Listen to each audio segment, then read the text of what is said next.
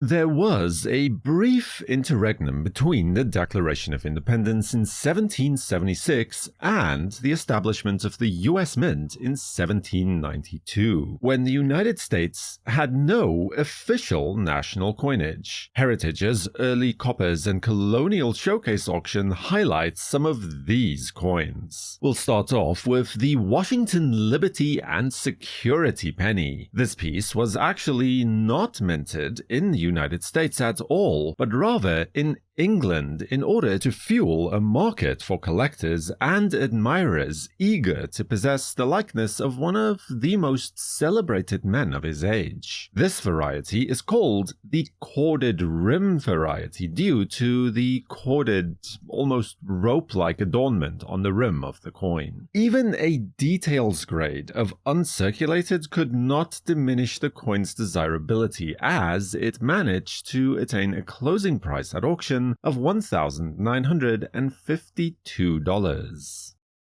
More than 200 years before the Vermont state quarter dollar, the Vermont copper coins were already celebrating the unique landscape of the Green Mountain state. The Vermontensium spelling is the most available of the 1785 Vermont coppers. With poor planchettes and rough surfaces far from being a distraction, they have become a hallmark of this early copper series.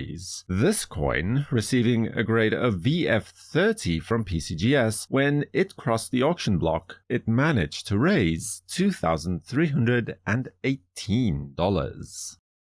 The Connecticut coppers were part of a loose entrepreneurial world where state authority met private enterprise, and multiple mints competed to create copper for the local economy. The laughing head variety has long since held a special place for many collectors, and has become one of the most iconic varieties of the type. Breen assigns this coin to the Morristown Mint, a part of that loose network striking copper cents in the 1780s.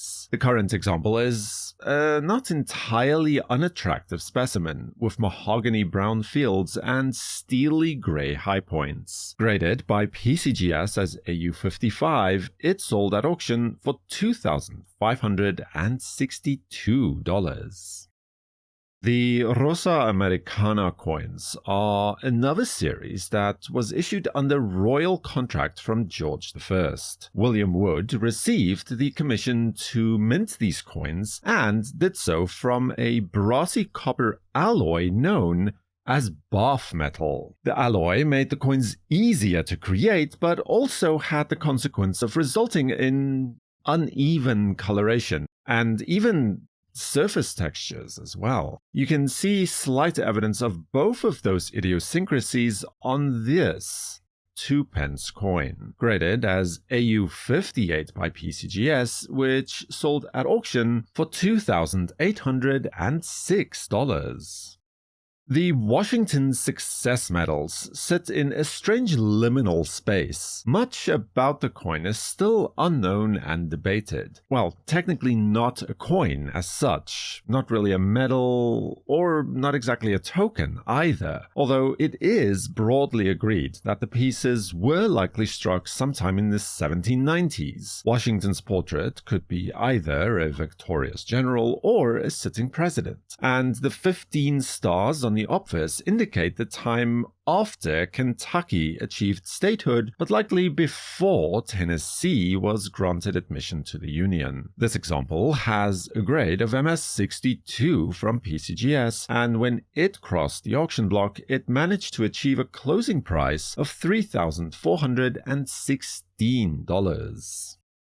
The coins of the Massachusetts Bay Colony were born in equal measure from necessity and defiance. Long before the federal mint was even a glint of a dream, the colony struck its own money to keep trade alive, despite the fact that royal authority to strike such coins was expressly forbidden. The 1652 New England oak tree shilling has an obverse that was struck starkly off-center when contrasted with the well-centered reverse. The coin was slabbed by PCGS with a grade of F 1715, which saw it attaining a closing price at auction of $3,416. Another example of how Massachusetts silver was definitely not made for elegance was this 1652 pine tree threepence, or 3 pence, if you will. This pine tree coinage is one of the smallest survivors of that defiant coinage, a 16-grain piece of hammered silver carrying the same 1652 date in order to shield the Massachusetts Bay Colony from later royal scrutiny. A few dents on the coin earned it a details grade of XF from PCGS, but that is of little importance as even damaged, this coin remains one of the earliest uniquely American forms of money, earning every bit of its $2,806 closing price at auction.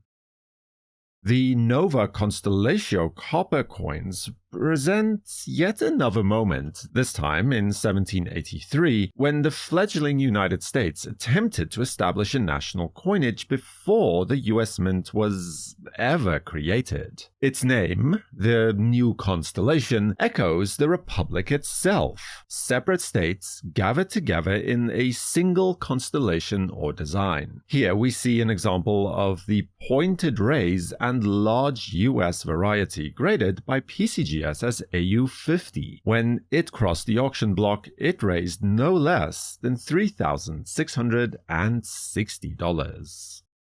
The 1773 Virginia halfpenny is an interesting coin because it does not represent frontier innovation or an emergency issue. Instead, it was struck in England, sanctioned as a colonial coinage for a royal province that needed small change before revolution took hold. As such, it bears the official portrait and coat of arms of George III, and is preserved here in an absolutely stunning example graded by PCGS as MS65 Brown that achieved a closing price at auction of $4,392.